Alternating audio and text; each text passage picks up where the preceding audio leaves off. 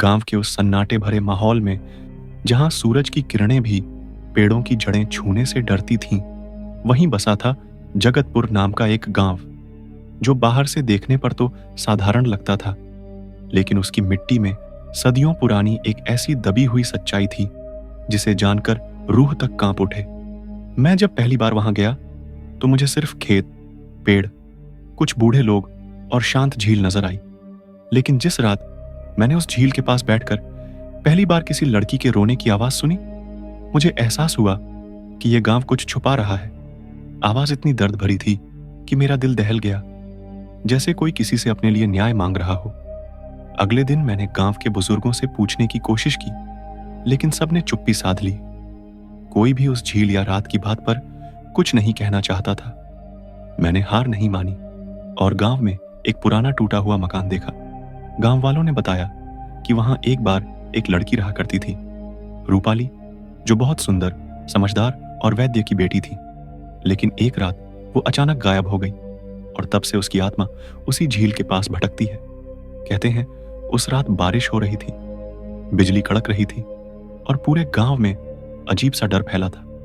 गांव के कुछ लड़कों ने माना था कि उन्होंने उसे झील के पास देखा था, लेकिन फिर अचानक वो गायब हो गई। किसी ने बताया कि रूपाली का प्रेम संबंध गांव के ठाकुर के बेटे विक्रांत से था, और जब ठाकुर को पता चला तो उसने अपने बेटे को बाहर भेज दिया। लेकिन विक्रांत और रूपाली का प्रेम सच्चा था, वो उसे छोड़ने को तैयार नहीं था। दोनों ने भागने का प्लान बनाया, मगर ठाकुर ने रूपाली को अगवा करवाया और उसकी हत्या करवा दी।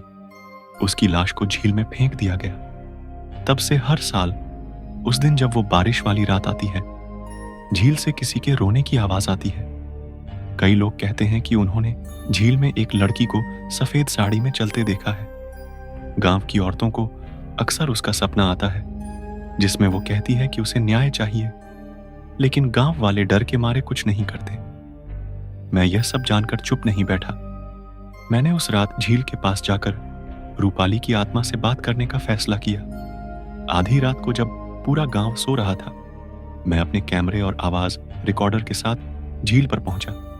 अचानक मुझे झील के पानी में हलचल महसूस हुई और फिर एक सफेद परछाई सामने आई। ठंडी हवा का झोंका आया और मेरी रीढ़ की हड्डी में सिहरन दौड़ गई। वो परछाई धीरे धीरे मेरी तरफ आने लगी। उसकी आंखें लाल थीं और उसकी आवाज गूंज रही थी, मुझे न्याय चाहिए। मैंने किसी का क्या बिगाड़ा था? मैं बुरी तरह कांप गया, लेकिन डर के बावजूद मैंने उससे पूछा कि मैं उसकी कैसे मदद कर सकता हूं। उसने कहा, मेरे कातिल को सजा दिला दो, तभी मेरी आत्मा मुक्त होगी। मैंने अगली सुबह गांव के रिकॉर्ड खंगाले, थाने में रिपोर्ट तलाश की, लेकिन वहां भी कोई सबूत नहीं मिला। ठाकुर अब बूढ़ा हो चुका था और विक्रांत भी कभी गांव नहीं लौटा। लेकिन एक दिन अचानक गांव में खबर आई कि विक्रांत लौट आया है और वहीं झील के पास एक रिसोर्ट बनवाना चाहता है। तब मुझे समझ आया कि शायद अब रूपाली की आत्मा और ज्यादा भड़की हुई होगी। मैंने उससे मिलने का फैसला किया। विक्रांत बेहद शांत और उदास दिख रहा था।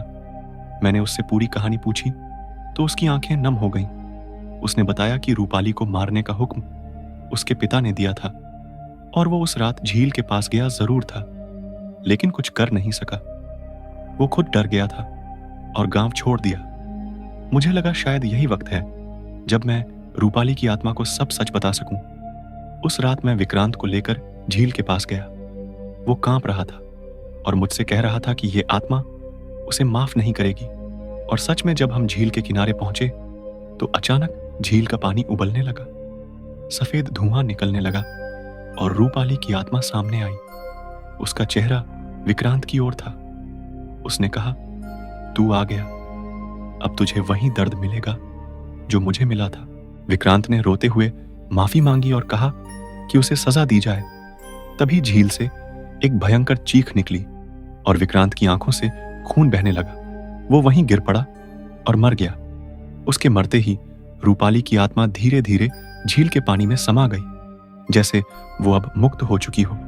अगली सुबह गांव वालों ने पहली बार उस झील को शांत और स्वच्छ देखा, जैसे वहां कोई पवित्र आत्मा विश्राम कर रही हो। और तभी गांव के मंदिर की घंटी बजी।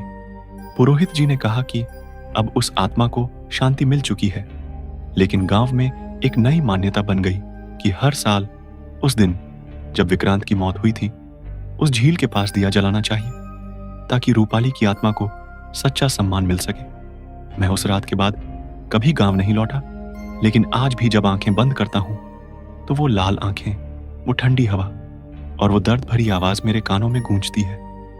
ये सिर्फ कहानी नहीं, एक सच्चाई थी जिसे मैंने अपनी आंखों से देखा और कानों से सुना। इसलिए अगर कभी किसी झील के पास आपको कोई सफेद साया नजर आए तो समझ लेना कि कोई आत्मा अब भी न्याय की तलाश में है।